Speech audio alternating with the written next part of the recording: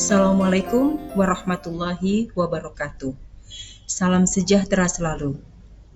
Kami dari Universitas Tribuana Tunggadewi, tim pengusul Kedereka tahun 2023.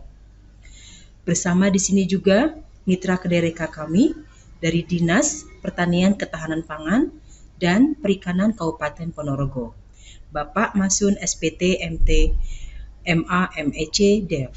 Kami akan menyampaikan judul Reka Cipta Tata Kelola Partisipatif Jaringan Irigasi Air Tanah sebagai usaha peningkatan potensi lahan fungsional tersier dan produktivitasnya di Kabupaten Ponorogo. Reka Cipta yang kami sampaikan ini adalah dari menanggapi deskripsi permasalahan yang ditawarkan Dinas di Kedereka tentang pengaruh tata kelola sumber daya air pertanian terhadap luas lahan fungsional. Dan kami sepakat untuk mengambil skema kemitraan dalam pemberdayaan masyarakat dalam menyelesaikan persoalan yang ada di instansi pemerintah. Lahan pertanian tersier di pengelolaan Dinas Pertanian Ketahanan Pangan dan Perikanan kurang lebih 50%-nya merupakan lahan irigasi non-teknis. Lahan ini mendapatkan bantuan 115 unit IATD, bahkan tahun 2024 nanti akan mencapai kurang lebih 250 unit. Bantuan dari Kabupaten Ponorogo untuk irigasi ini menjadi tantangan buat dinas dalam meningkatkan pelayanan pengolahan sumber daya airnya, yaitu meningkatkan indeks pertanaman yang kini IPEK 200 diharapkan dapat meningkat. Pengolahan unit ini telah lama dijalankan, namun masih belum dapat memastikan apakah ketersediaan air yang ada dapat mencukupi kebutuhan air di jaringan irigasi. Sistem jaringan irigasi air tanah ini menjadi pengolahan petani, sehingga petani pun perlu disiapkan dalam pengolahan irigasi teknis. Kami persilahkan kepada Bapak Maksum untuk menyampaikan permasalahannya dan kondisi dinas saat ini. Assalamualaikum warahmatullahi wabarakatuh. Kami dari Dinas Pertanian, Ketahanan Pangan, dan Perikanan Kabupaten Ponorogo. Kabupaten Ponorogo sebagai daerah agraris memiliki luas lahan bagus sawah sejumlah 34.801 hektar. Itu berdasarkan data BPS. Sejumlah 15.988 hektar atau 45,9% merupakan lahan sawah non-irigasi teknis. Lahan-lahan tersebut memiliki indeks pertanaman yang rendah karena memang tidak cukupnya air untuk tanaman yang kontinu 3 atau minimal 2 kali. Kami memiliki kebijakan untuk meningkatkan manfaat lahan-lahan tadi melalui pembangunan irigasi air tanah dalam atau kita singkat dengan IATD, yaitu memanfaatkan air aquifer dalam minimal 60 meter kedalamannya, di mana satu IATD akan mampu mengairi 10-20 hektar dengan kapasitas kurang lebih 3.000-6.000 meter kubik sepanjang musim tanam. Kami yakin dengan demikian akan meningkatkan produktivitas lahan. Di sisi lain kami sudah melaksanakan kegiatan ini sepanjang 3 tahun berturut-turut dan ini adalah tahun ketiga. Sudah terbangun 115 unit dan akan rampung pada akhir tahun ini kurang lebih 185 unit. Sepanjang 2 tahun terakhir kita sudah juga melakukan pemetaan lahan secara digitasi dan kita temukan ada fakta peningkatan lahan menjadi 34.963 atau peningkatan sebesar 162 hektar. Ini kami yakin dampak dari kebijakan IATD. Saya pikir itu permasalahan yang harus kita kaji bersama, bagaimana tata kelola jihad bagi produktivitas lahan kita. Terima kasih. Assalamualaikum warahmatullahi wabarakatuh. Target dan tujuan dari Reka Cipta ini adalah peningkatan produktivitas lahan pertanian melalui peningkatan indeks pertanaman, meningkatkan pelayanan kinerja jaringan irigasi tanah, serta pemberdayaan petani melalui pengolahan jihad untuk menuju tata kelola yang partisipatif. Kami dari tim pengusul Universitas Tribuana Tunggadewi dan bekerja sama dengan Universitas Muhammadiyah Jember menyampaikan 5 program untuk memenuhi penyelesaian persoalan yang ada di dinas. Kreasi Reka yang dilakukan yaitu yang pertama, mengkaji potensi sumber daya air pada pemanfaatan irigasi untuk lahan fungsional, menginventarisasi jaringan irigasi dan kelembagaan di JIAT untuk mengetahui kinerja sistem irigasi, mendesain jaringan irigasi dan sistem distribusi air tanah, penyusunan sistem operasi pemeliharaan, serta yang terakhir pelaksanaan konsolidasi dengan petani, kelompok, juru air, dan analisis produktivitas pertaniannya. Pelaksanaan pengembangan tata kelola sumber daya air ini perlu melibatkan partisipasi masyarakat dan perlu diketahui potensi dan kendala yang ada di jaringan irigasi tersebut, sehingga didapatkan strategi pengolahan tata kelola sumber daya air yang tepat, termasuk pelayanan pembagian air irigasi yang tepat dalam segi waktu maupun jumlah untuk menghasilkan produksi tanam yang optimal. Saya, Dr. Dian Norvi Hairudin, berperan dalam program 1 dan 4 dalam menganalisis keseimbangan air antara ketersediaan air dan kebutuhan airnya.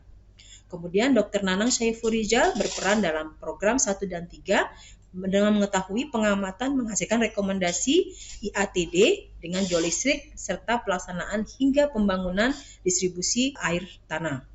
Bapak Irawan Setiabudi STMT berperan dalam tim survei, pengukuran, dan identifikasi dalam penggambaran. Dan serta Dr. Eri Yusnita berperan dalam pelaksanaan konsolidasi dengan masyarakat petani. Kreasi cipta yang diusahakan akan menghasilkan suatu pola pengolahan sumber daya air pertanian yang memiliki partisipatif dan berkelanjutan. Dampaknya nanti adalah terselenggaranya sistem pelayanan terpadu dan adil dalam pembagian air irigasi. Petani akan berperan aktif dan melakukan kegiatan rutin koordinasi antar anggota, komunikasi antara petani dan juru air serta dinas yang dilakukan secara kontinu. Dinas akan melakukan pengembangan kinerja jaringan irigasi serta adanya peningkatan jumlah produksi dari pertanian dan upaya yang telah dilakukan.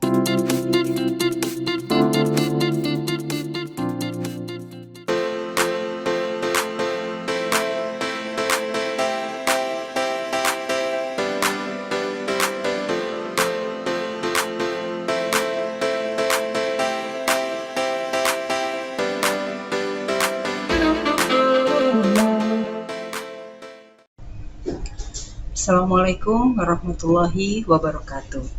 Salam sejahtera selalu.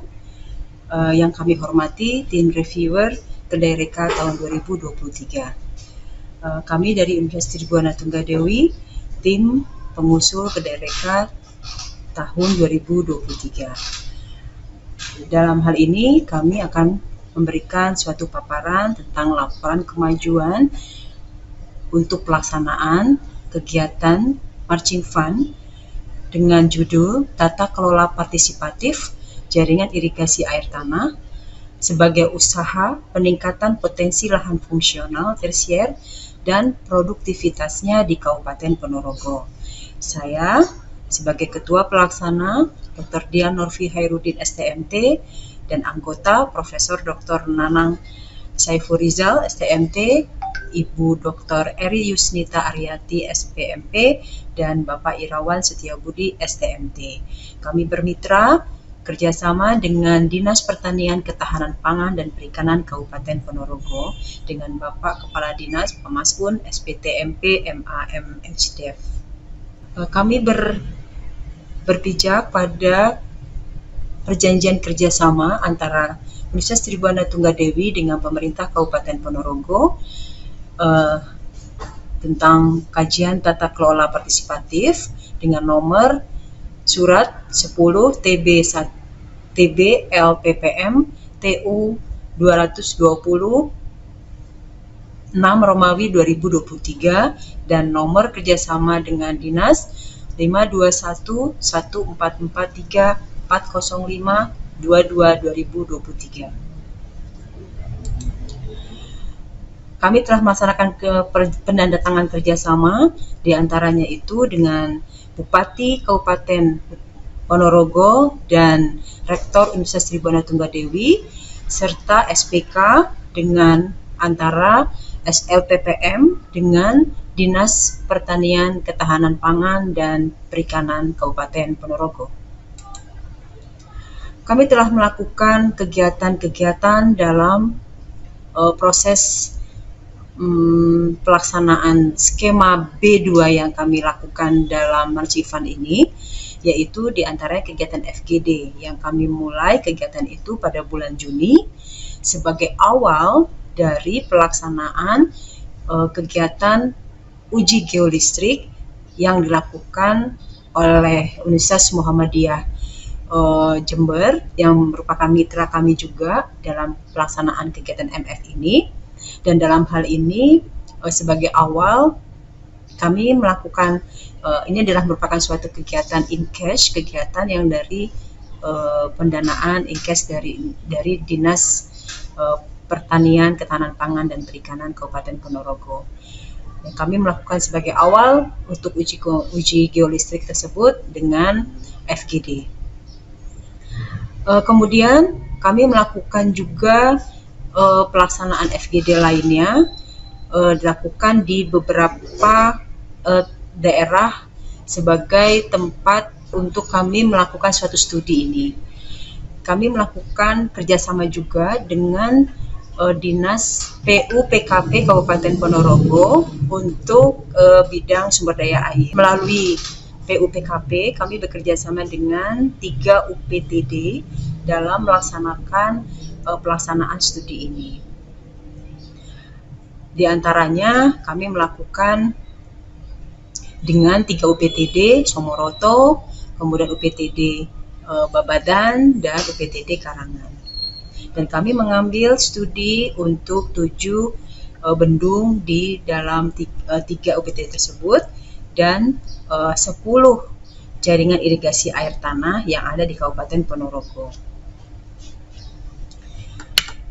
Kegiatan FGD juga dilakukan sebagai upaya pemberdayaan masyarakat yang kami lakukan di beberapa BBGB, yaitu di BBGB Babadan, BBGB Sukorejo, dan BBGB Balong Karangan. Dan di sana kami menghadirkan petani, kelompok tani, dan P3A.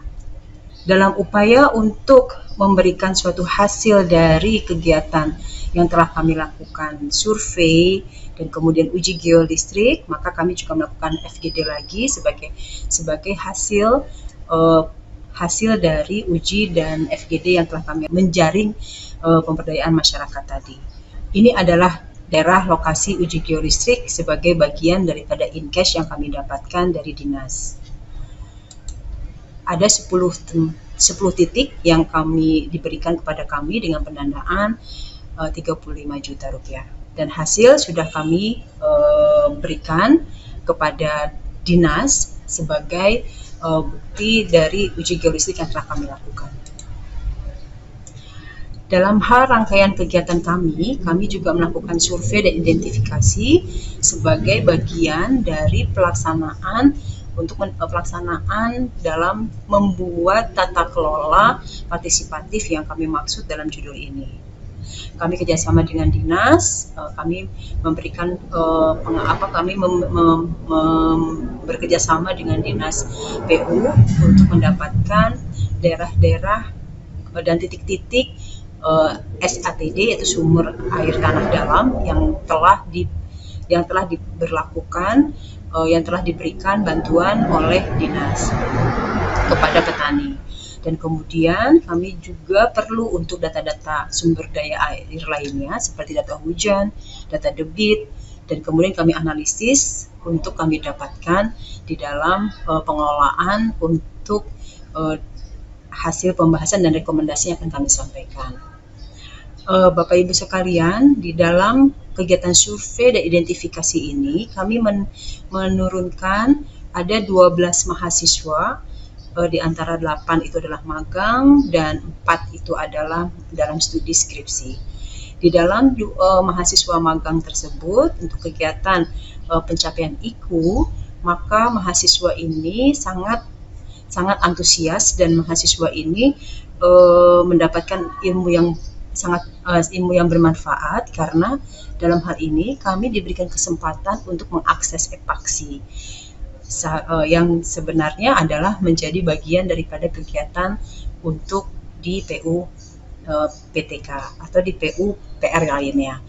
Nah, namun dalam hal ini kami diberikan kesempatan untuk mengakses epaksi dan kemudian bisa diberikan izin untuk melakukan suatu kegiatan survei dan identifikasi di wilayah Kabupaten Ponorogo sebagai dari hasil studi kami.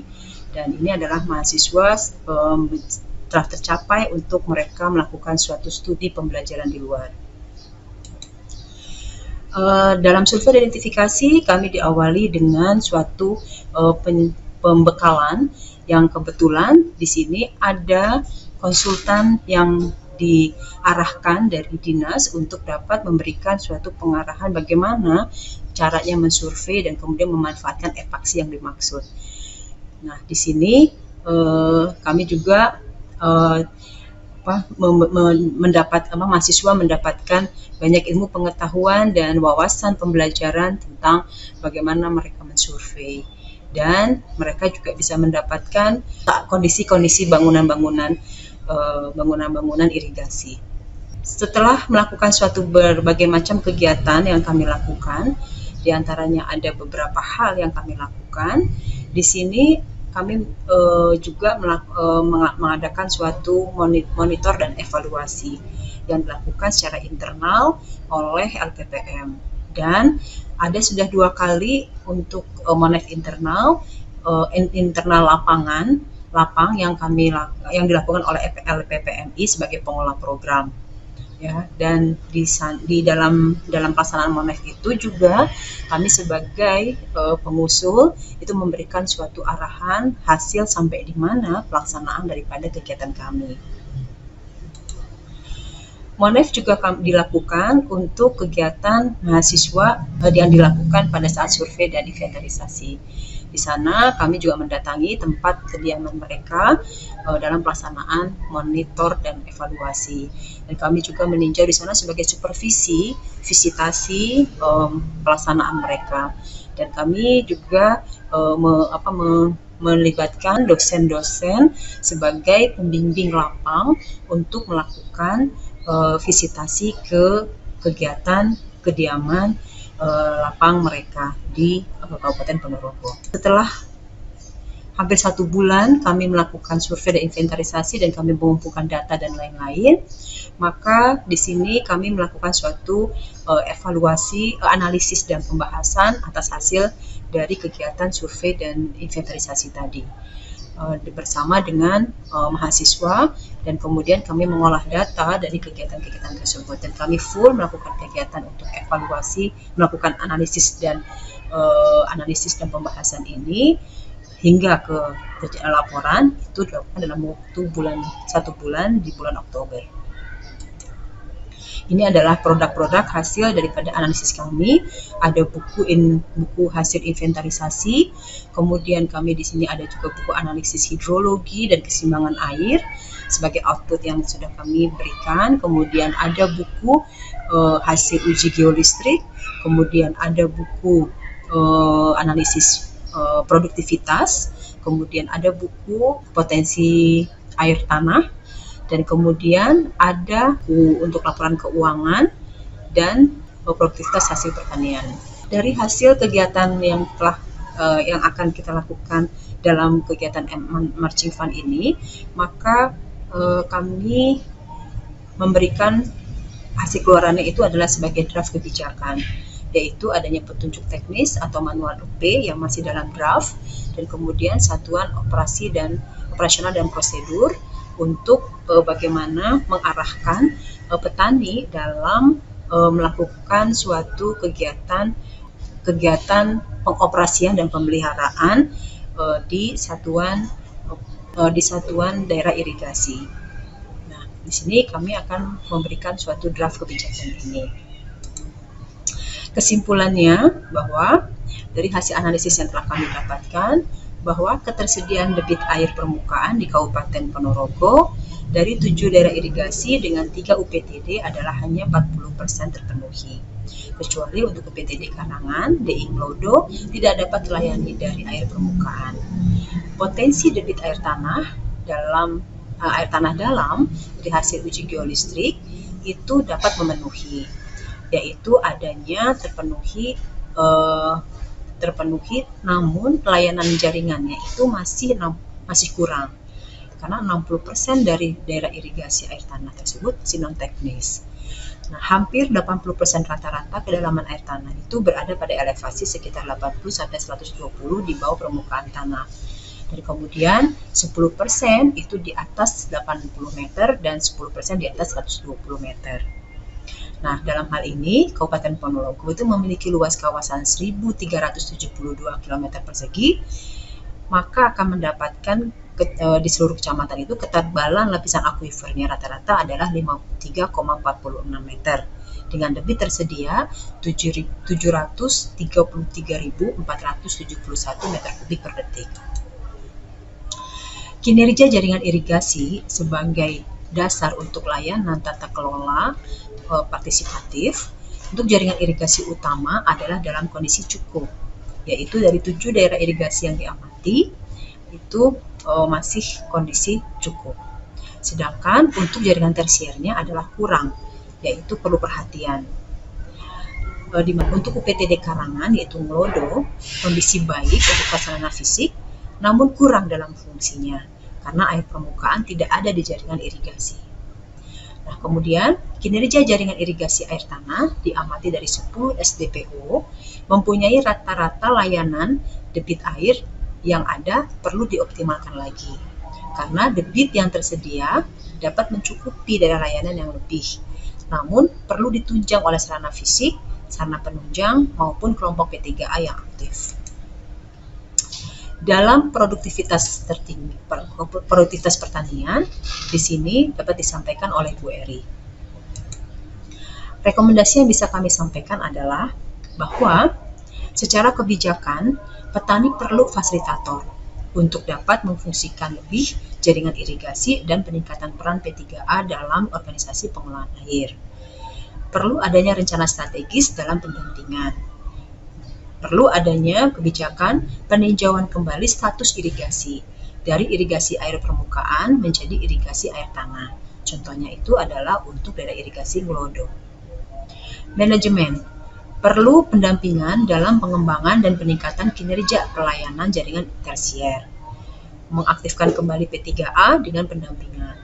Kemudian membuat manual OP untuk jaringan irigasi air permukaan dan jaringan irigasi air tanah. Keberlangsungan air tanahnya yaitu membuat kerjasama dengan lembaga lain dalam studi dan pengembangan potensi air tanah. Demikian yang bisa kami sampaikan sebagai pelaporan kami, dan kami secara prestasi fisik telah melakukan 74% dari program yang akan dilakukan. Untuk selanjutnya kami melakukan suatu FGD dari hasil analisis yang telah kami dapatkan yang akan dilakukan bulan November setelah MONEF ini, dan kemudian kami akan melakukan suatu webinar tentang potensi air tanah yang akan kami mendatangkan dari Balai BBWS Bengawan Solo dan BBWS Brantas yang akan kami jadikan sebagai bagian dalam pembelajaran untuk studi kami. Baik, demikian yang bisa kami sampaikan. Terima kasih. Assalamualaikum warahmatullahi wabarakatuh.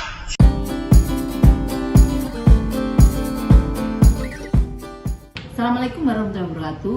Perkenalkan, nama saya Eri Yusmita Arfianti. Saya salah satu anggota tim Matching Fund dari Ibu Dian Norvi dengan judul Tata Kelola Partisipasi Jaringan Irigasi Air Tanah atau JIAT sebagai upaya peningkatan potensi lahan fungsional tersier dan produktivitas di Kabupaten Ponorogo.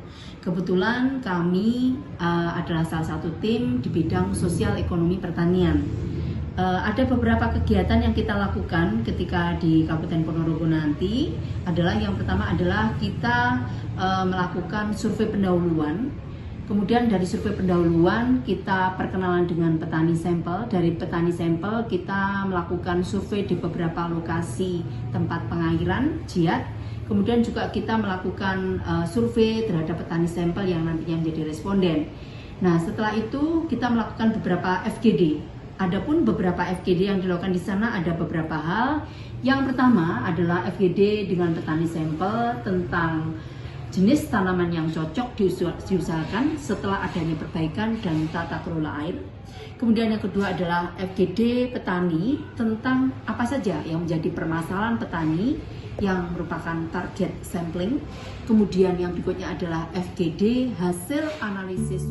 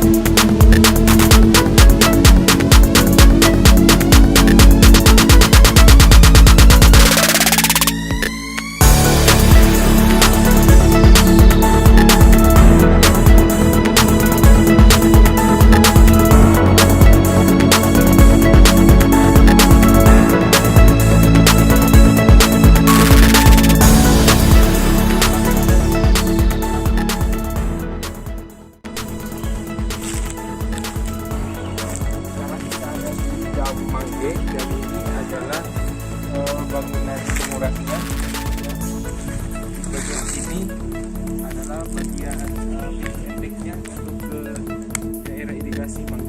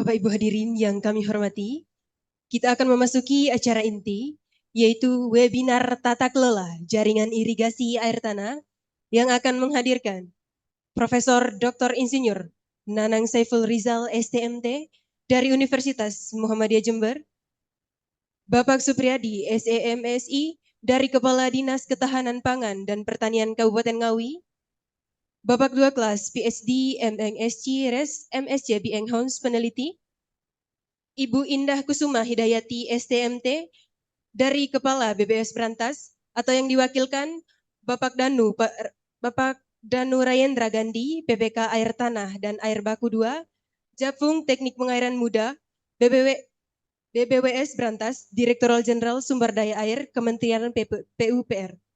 Baik, Pak Nanang, Pak Franky, monggo bisa menceritakan untuk untuk kondisi untuk kurikulum vitae-nya Pak Franky, ya. Nanti bisa memperkenalkan Pak. Siap. Oke. Dan seperti hal yang kemarin sudah sampaikan bahwa kita ingin mengetahui tentang praktek baik yang telah dilakukan oleh oleh Dinas Pertanian di Kabupaten Ngawi. Dipersilakan Pak, di waktu dan tempat kami persilakan. Terima kasih Bu Dian Nurfi atas waktu yang diberikan kepada kami. Assalamualaikum warahmatullahi wabarakatuh. Waalaikumsalam warahmatullahi wabarakatuh, Pak.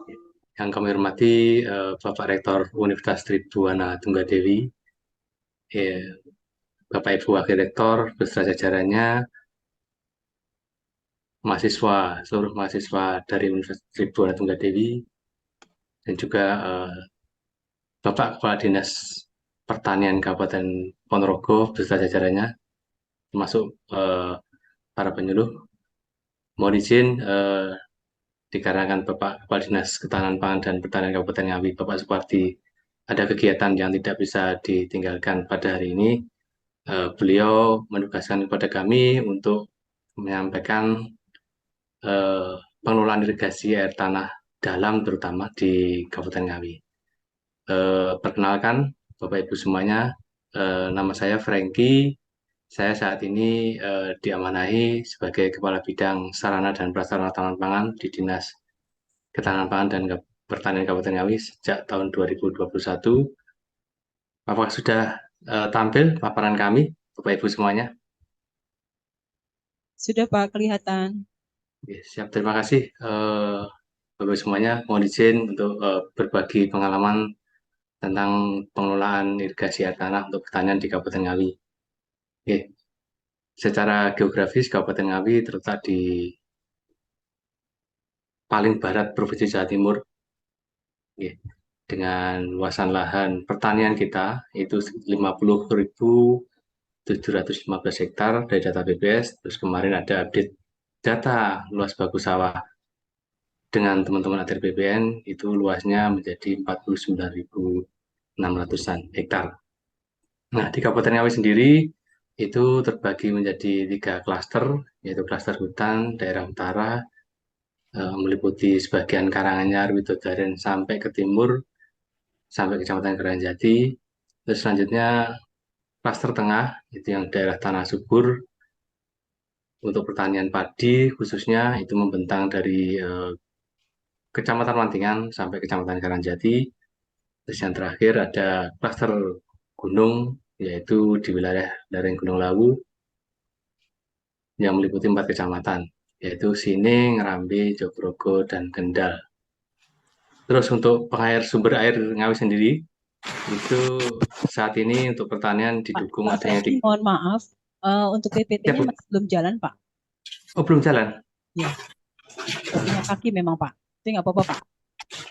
Jalankan Belum aja jalan? Pak. Oke, monggo. Mari sih.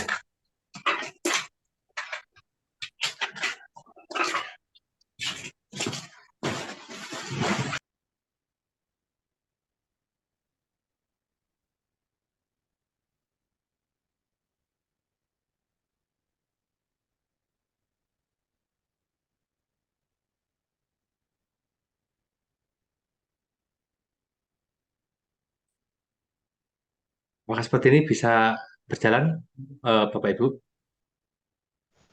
Sampun Bisa, Pak. bisa. Oh, nggih. Mungkin seperti ini aja, nggih. Mohon izin karena slide show-nya tidak bisa jalan. Kami lanjutkan, nggih. Dari 3 klaster tadi, itu untuk pertanian di Kabupaten Ngawi, saat ini didukung adanya 3 waduk besar sebagai sumber air, yaitu di Waduk Mendo, Pondok, dan Waduk Sangiran. Terus untuk daerah irigasi sendiri, Kabupaten Ngawi dilewati 395 daerah irigasi yang meliputi 3 daerah irigasi kewenangan pusat dan 16 daerah irigasi kewenangan provinsi, yang sisanya kewenangan Kabupaten Ngawi. Terus untuk sumber air, mata air sendiri di Kabupaten Ngawi itu ada sekitar 153 mata air, yang itu untuk mensuplai kebutuhan air untuk pertanian di Kabupaten Ngawi. Nah, selanjutnya tentang air tanah di Kabupaten Ngawi, ini sebenarnya petani sudah membangun sendiri secara swadaya sejak tahun 2008-an ya, karena untuk kecukupan air dikarenakan terkadang irigasi dari jaringan irigasi itu kurang, makanya teman-teman petani membangun sendiri irigasi air tanahnya. Saat ini dari data kami itu ada sekitar 22.000 sekian unit irigasi air tanah yang kami menyebutnya sumur tanah, sumur sawah, itu yang diantaranya 17.144-nya itu menggunakan sumber energi dari listrik PLN. Yang saat ini kalau ditambah dengan tahun kemarin dan tahun ini ada 6 dan 11, berarti tambah 16 lagi. Bapak Ibu semuanya. Oke. Terus dari air tanah ini kemarin tahun 2021 ada MOU dari Bapepti dengan PLN, yaitu namanya program Electricity for Farming, yaitu listrik masuk sawah. Salah satunya untuk irigasi air tanah yang dulunya menggunakan tenaga diesel, bahan bakar diesel, sekarang dialihkan ke listrik. Selanjutnya, irigasi air tanah dangkal, kami mengambil definisi dari Perpres nomor 15 tahun 2023 tentang petunjuk teknis pengelolaan dana alokasi khusus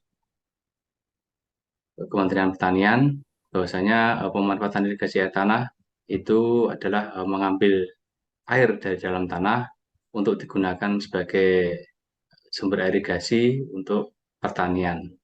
Nah, diklasifikasikan sendiri saat ini menurut Kementerian Pertanian dan juga yang tertuang dalam Perpres, itu irigasi terbagi dua, dengan kedalaman sampai 60 meter itu masuk kategori irigasi air tanah dangkal, dan lebih dari 60 meter itu masuk irigasi air tanah dalam.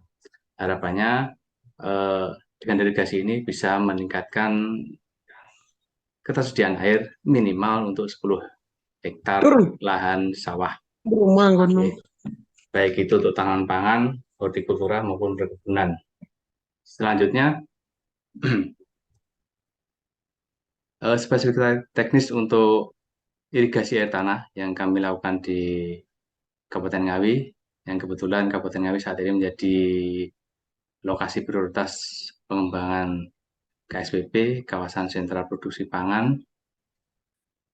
Kemudian irigasi air tanah itu antara lain ada sumur bor, pompa air dan pelengkapannya, rumah pompa, dan jaringan irigasi air tanah yang mengalirkan air dari dalam tanah ke sawah-sawah. Untuk di Kabupaten Ngawi sendiri, untuk irigasi air tanahnya yang dibangun secara swadaya oleh teman-teman petani, itu untuk saat ini yang paling murah itu kemarin kami sudah wawancara dengan beberapa petani, itu dengan anggaran 29 juta sudah bisa membangun irigasi air tanah dengan kedalaman 60 meter, 40-60 meter. Oke. Terus untuk yang kedua, untuk kedalaman lebih dalam lagi, itu bisa menggunakan dengan anggaran 59 juta. Selanjutnya, mohon izin di sini kami menjelaskan tentang irigasi air tanah yang difasilitasi oleh pemerintah daerah maupun pemerintah pusat. Kalau yang dari Kementerian Pertanian yang berbasis anggarannya dana alokasi khusus perugasan bidang pertanian, itu anggarannya adalah 285 juta. Dengan kedalaman pengeboran itu lebih dari 80 meter, dengan kedalaman mesin submersible 40 meter, pipa casing 8 inch, pipa outlet 4 inch, debit paling tidak 15 10-15 liter per detik dengan daya listrik untuk sumber tenaganya 13.200 sampai 13.800. Harapan kami dengan fasilitasi irigasi air tanah dalam ini bisa menjangkau paling minimal 10 hektar sawah. Terus untuk instalasi PLN yang kami lakukan ketika ada kegiatan pembangunan irigasi air tanah ini, kami langsung berkoordinasi dengan teman PLN. Selanjutnya dengan surat rekomendasi dari Bapak Bupati, kami mohon menyampaikan surat tersebut kepada PLN untuk difasilitasi pemasangan listriknya. Seperti ini. Terus perbandingan antara yang masih menggunakan BBM dan listrik, secara umum lebih murah pengelolaan yang menggunakan listrik karena perawatannya juga lebih murah. Sebagai informasi, ada salah satu kelompok tani kami penerima kegiatan irigasi air tanah ini dengan biaya sewa ke kelompoknya itu 22.500 per jam. Itu saat ini alhamdulillah kelompok tani tersebut dapat meningkatkan kas kelompoknya sampai dengan 12 juta per musim. Nah, itu nanti harapan kami juga sudah kami sampaikan ke kelompok juga, harapannya dengan adanya peningkatan kas tersebut paling tidak bisa digunakan untuk kegiatan lain, misalnya untuk pembelian traktor sebagai aset kelompok maupun membangun irigasi air tanah sendiri untuk asetnya kelompok juga. Untuk desain bangunannya dari tahun 2018 itu kita menggunakan yang seperti tampak di gambar. Jadi boxnya di samping dan langsung disalurkan dari air tanahnya samping. Terus yang 2018 sampai 2022 tandon airnya kita naikkan ke atas, harapannya secara gravitasi bisa meningkatkan daya dorongnya ke bawah. Yang terakhir untuk yang tahun 2023 ini kami telah memfasilitasi teman-teman kelompok tani sebanyak 10 unit irigasi air tanah dalam. Itu kita mengadopsi desain bangunan dari Pamsimas. Jadi tandonnya lebih tinggi lagi, harapan kami daya dorongnya juga lebih tinggi. Nah, untuk yang dialirkan ke sawah itu dari jaringan pusat sumurnya itu kita fasilitasi dengan pipa-pipa 4 deep untuk ditanam dalam tanah bagi yang jauh dari saluran irigasi. Untuk yang dekat dengan saluran irigasi langsung kita salurkan melalui jaringan irigasi yang ada di sebelahnya. Kemarin sebagai contoh di Kecamatan Kuadungan itu kebetulan di depannya irigasi air tanah tersebut sudah eksis jaringan irigasinya, jaringan irigasi tersier, makanya itu bisa disalurkan langsung melalui irigasi tersier. Untuk yang jauh tetap menggunakan pipanisasi. Mungkin itu Bapak Ibu semuanya yang bisa kami sampaikan saat ini. Mungkin nanti bisa disambung dengan sesi diskusi. Ya, tadi kalau saya boleh menangkap, nanti mungkin Pak Danu bisa mengembangkan kembali ya, Bu Pur, nanti bisa menambahkan apa yang dimaksud. Satu adalah tentang sustainable air tanah itu bagaimana, dan kemudian saya kira mungkin masuk ke kebijakan Pak ya, kebijakannya itu seperti apa yang bisa menjadi jembatan ya antara pemanfaatan air itu di tingkat atas kemudian sampai ke dinas dan lain-lain ya, itu kebijakan. Kemudian yang kedua tentang strategi tadi, sebenarnya strateginya itu yang dilakukan harus bagaimana gitu, karena kan berhubungan dengan tata kelola ini tadi ada berhubungan dengan optimalisasi SATD tadi. Ada bantuan, ini jadi Ponorogo itu ada bantuan, ini yang dititipkan sama kami juga untuk penelitian ini, ada bantuan dari pemerintah dan terus memberikan suatu bantuan. Nah, ini bagaimana untuk sustainable-nya? Apakah memang bisa dioptimalkan lebihnya itu bagaimana? Nah, terus itu yang saya tanyakan tadi Pak sama Pak Danu. Ini petani ini mau minta kemana kalau misalnya memang dia perlu air kan, karena pengen terus mau nanam harus ada airnya. Terus mau mintanya kemana gitu kan? Apakah jalurnya itu seperti apa gitu? Yang setidaknya ke dinas itu mengajukan atau dari petani mengajukan tapi kemana gitu? Ini bisa diberikan suatu masukan. Begitu ya Bu Puri, nanti kalau misalnya ada pengembangan dari pertanyaannya bisa disampaikan lagi ya. Monggo, silakan Pak Danu. Kebetulan di tahun ini Kementerian ESDM itu kan kemarin riuh ya ceritanya ya. Jadi ke depannya nanti sumur-sumur baru bor itu harus ada izin dari mereka. Jadi untuk KSDM akhirnya care dengan air tanah ini. Jadi ada 2 mekanisme penggunaan dan pendayagunaan. Jadi istilahnya yang satu air bor itu untuk swasta, untuk non pemerintah, dan 2 adalah untuk pemerintah yang langsung ke masyarakat. Jadi itu sebenarnya tugasnya juga tugas bersama, tapi untuk yang leadernya untuk istilahnya apa ya, konservasinya itu di teman-teman yang jaga air ya, air tanahnya itu di Kementerian ESDM, Bu. Jadi ESDM itu sekarang nanti akan sedikit lebih panjang prosesnya untuk izin mendapatkan bor. Jadi bisa nanti disampaikan juga nanti ke teman-teman di daerah bahwa nanti tidak boleh sembarangan akhirnya untuk melakukan eksploitasi air tanah, maksudnya pengeboran air tanah.